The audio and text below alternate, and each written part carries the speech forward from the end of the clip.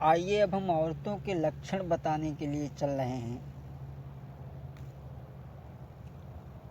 तुलसीदास ने लिखा है रामचरितमानस में कि नारी सुभाऊ सत्य कब कहीं और अब गुण आठ सदाउर रही।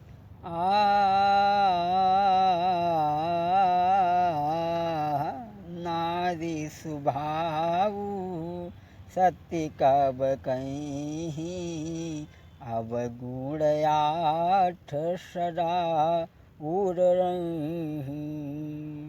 तुलसीदास ने लिखा कि नारी सुभाऊ सत्य कब कहीं अब गुण आठ सदा उर रही।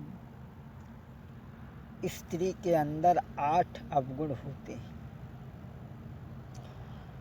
उनमें सबसे बड़ा अवगुण है कि मोहिन नारी नारी के रूपा पन्नगार यही रीत अनुपा।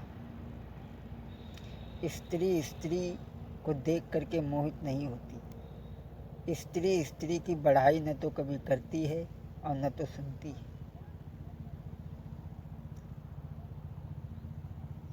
अगर एक स्त्री दूसरी स्त्री को देखेगी सब बात सही बताई देगी, जाए कह दी कि अब तो सब ठीक है लेकिन नाक टेढ़ी। लेकिन स्त्री स्त्री को भाती नहीं। और तो सब इनमें अवगुण ही हैं, केवल 3 अवगुण ही इनमें अच्छे हैं। कौन से? जब बच्चे को जन्म देती है, इसका पालन पोषण करती है, शादी विवाह में गीत गाती हैं, शोभा बढ़ जाती है, जिंदगी को पार करते हैं अपनी और पति की, बस यही तो इनमें अवगुण अच्छे हैं। बाकी तो सब गलत अवगुण हैं। और भी कहा गया है कि त्रिया चरित्रम पुरुषस्य भागम देवो न जाने कुतुम मनुष्या।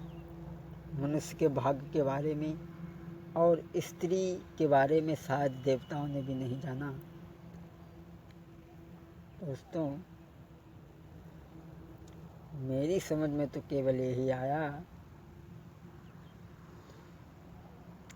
कि नारी जो करे सो करी छोड़े, नारी जो करे सो करी छोड़े। मेरा मतलब है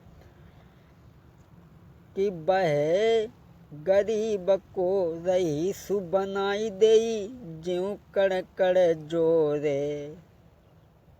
अगर सुलक्षणी स्त्री आ जाए तो गरीब को भी अमीर बना देगी अगर कण जोड़ करके रखे। बह गरीब को रईस बनाई देई ज्यों कण कण जोरे। अब बह अमीर पे भीख मंगाई देई भरे भाण फोरे। नारी जो करे सो करी छोड़े, नारी जो करे सो करी छोड़े।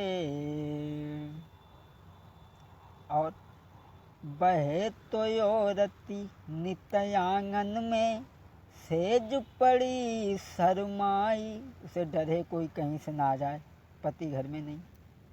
बहे तो योरती, वो भी एक स्त्री है।